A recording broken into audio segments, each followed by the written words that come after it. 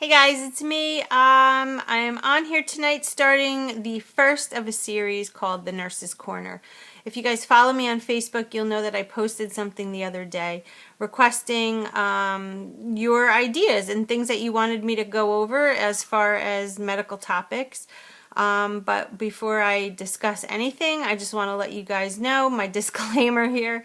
I am not a doctor. I am a registered nurse, and I will not be diagnosing, nor will I be giving you this information as means to a cure or anything like that. Strictly stating the facts that you can find on the internet. You can find them in a book. You can find them by talking to your doctor. Again, I'm not diagnosing. I'm not telling you this information so that you can do anything but be a little bit educated. That's all I'm doing. Education. Ready? Okay. So first person to comment on the Facebook request in regards to this series was Leah, Fit and Fab by 40, and Leah requested me to do a topic on diabetes, pre-diabetes, having diabetes, signs and symptoms, the whole 9 yards, and so here we go. This topic is diabetes. So being a nurse, I can tell you that I would say 90% or higher of every patient that I get is diabetic. Most of them, I would say, again, the high 90% are diabetes type 2. And if you're unfamiliar with diabetes at all, we have type 1 and type 2. Those are the two kinds. Very simply, type 1 diabetes is basically, years ago they would call it, childhood diabetes, because type 1 is when your body does not make insulin, period. Mostly it would be called childhood diabetes because if you're born without the ability to make insulin, you usually know that pretty soon on, early on in age, and you would definitely be diagnosed by childhood. So that's where that phrase childhood diabetes came from. Type 2 diabetes is when your body doesn't make enough insulin to take care of the glucose floating around in your bloodstream. So with that being said, I'm going to go back to a little bit of information. I wrote some notes down, guys. Although I'm educated on this, I just want to be correct in saying what I'm saying to you, because when I deal with patients, it's very individualized and, it becomes almost robotic.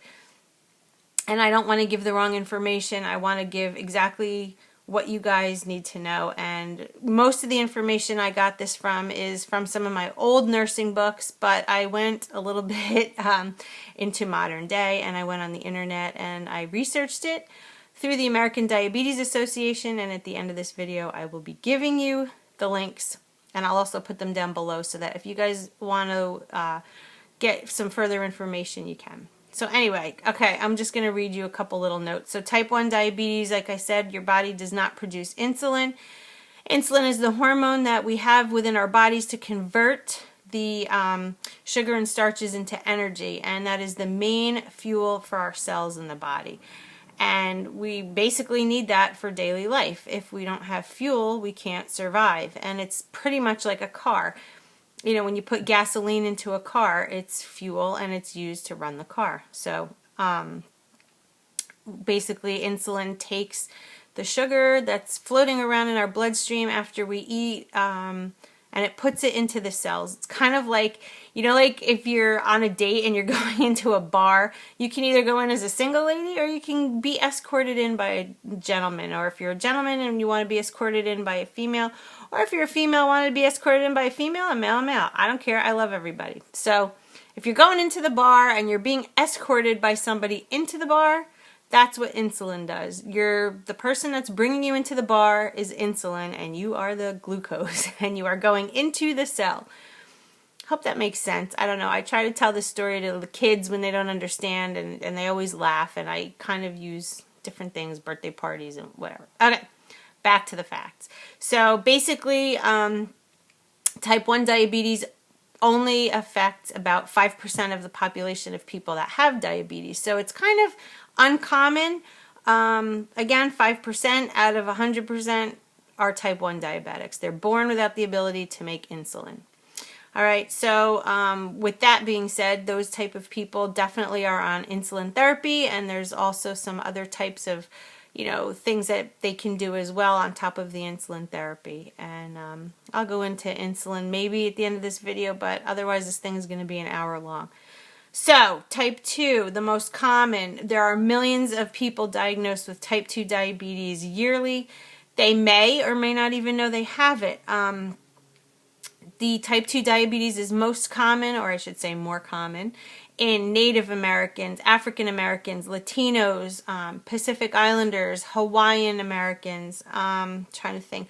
Also the aged population. As we get older, we're more prone to type 2 diabetes. So, let me say this.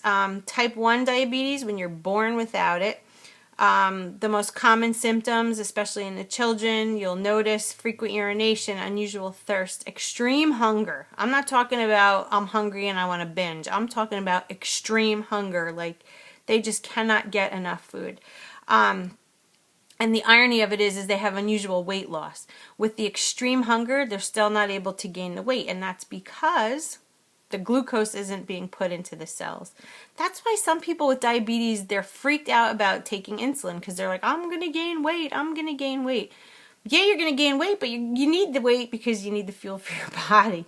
Another one for type 1 diabetes is extreme fatigue. These kids, and they're just wiped out. Like, you know, you come home from a hard day's work and you're tired. That's nothing. I'm talking about lethargy, complete exhaustion.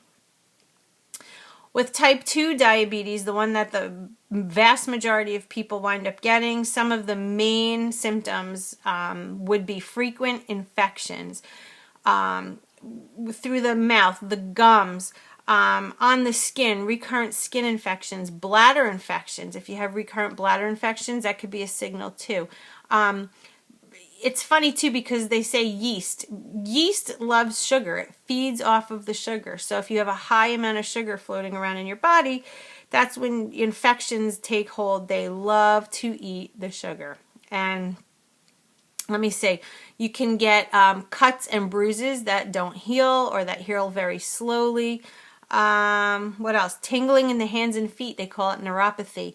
It can actually be numbness, and that's pretty darn scary because if a diabetic gets cut on the foot and they don't feel it, it can be prone to infection, and then we wind up getting a horrible, horrible sore, and then the sore can lead to major infection, and then they don't feel it, and then it gets gangrenous, and then they need an amputation, and it just goes on and on, guys. So diabetes is not fun. If you become pre-diabetic and you are aware of it, you've gone to the doctor, you've had your blood levels checked, please try to do some of the things I'm going to talk about in this video to become non-diabetic. Because like I said earlier, if you are pre-diabetic, there's so many ways to get out of it.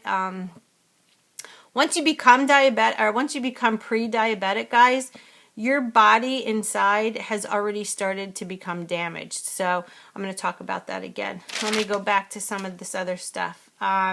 So again, if you've been diagnosed with prediabetes and you do not intervene, you will likely become a type 2 diabetic within 10 years. It is statistically proven. That's pretty scary because let's say you're 30 years old and you do nothing about it. By 40, you will be a diabetic. Full-blown type 2, most likely. What happens when you are pre-diabetic? The long-term damage is pretty much to your heart and circulatory system. I'll go into that in a couple minutes as well. But pretty much, guys, the good news is if you take the opportunity to improve your health by eating better and getting exercise and things like that, you will pretty much revert yourself back to your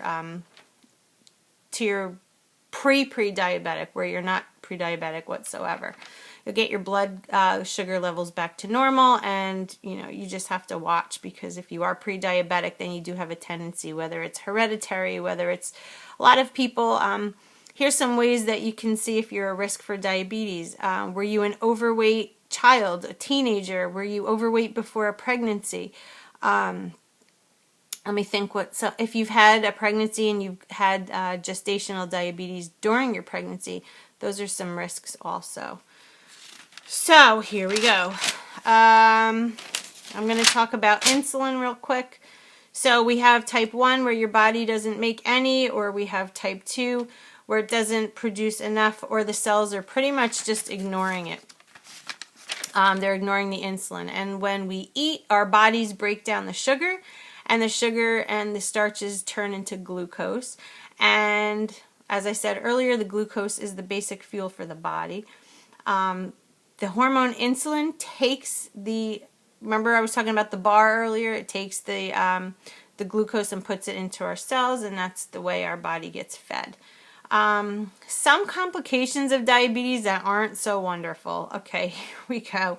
Number one, the eyes. I'm going to start with the eyes because so many times people overlook their eyes. I hear people coming in, they say, my vision's been blurry. I don't know if I need to go to the eye doctor or what. You can get glaucoma. You can get cataracts. There's so many things because we have such tiny vessels within our eyes. And when you have diabetes, the peripheral arteries in the feet and the hands become affected. The little tiny vessels within the heart, in the eyes, in the brain, everywhere. Everything is affected. So the eyes, that's pretty much the number one thing that I hear where people don't attribute that to diabetes. So that's why I wanted to let you know that. Feet, neuropathy, as I discussed earlier, there's something called peripheral neuropathy. It is a tingling or numbness into the hands and feet, and it can cause so many problems, again, with cuts and bruises and infections and, falling. People fall. They don't feel their feet. They're going to fall. So many bad things can happen with the neuropathy, and that's another complication.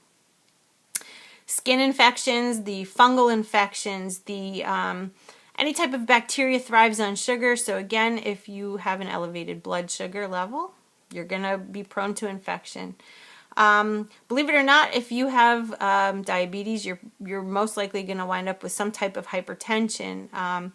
If you have high blood pressure, that attributes to heart attack and stroke and kidney disease. And again, most diabetics I know, when it's to a point that they are just either non-caring about themselves or they're non-compliant, they wind up with kidney problems, renal disease. Then some of them wind up on dialysis, and it's just not fun. Hearing loss, believe it or not, hearing loss is 2 times more common in people with diabetes than people without it. A lot of my diabetic patients do have hard of hearing, and a lot of them try to play it off, oh, I'm getting old, I can't hear. Again, we have the tiniest little nerves and blood vessels, and once again, all affected by diabetes. Peripheral artery disease, I mentioned that as sort of like a neuropathy, but the peripheral arteries within our arms and legs. Basically, the vessels in the legs are narrowed or blocked by fatty deposits, and when that happens, it decreases the blood flow to the area. So that is why we can't feel our feet, or we have that numbness and tingling. Thus, it leads to, right, here we go, diabetics should always wear shoes, never be barefoot, because you could cut yourself, you could stub your toe, again, get a cut, whatnot, not even feel it, not know it, wind up with an infection. Diabetics should also not use nail clippers on their feet, because if you cut yourself again with a nail clipper, you won't know about it. So we always tell them, please use a nail file, just file your nails, do not cut them with clippers. And lastly, one of the biggest complications of diabetics is stroke. 2 out of 3 people will actually die from a stroke or heart disease. That's a high number, guys. 2 out of 3. So, I mean, please, if you're diabetic, pre-diabetic, if you have a family history, if you have any of the symptoms that I discussed earlier, you really need to go see a doctor. And to be quite honest with you, everybody should be having a physical every year. Now, I know I'm the biggest offender with this, guys. I hate going to the doctor. I hate it because I really don't have an excuse. The only thing that I can say realistically and honestly is that I know so many things and I know what goes on within the body that it's almost like I don't trust anybody. I don't know if that makes any sense to you guys. It probably sounds ridiculous coming from me, but it's true. I do go for them though. I hate it because I'm always afraid.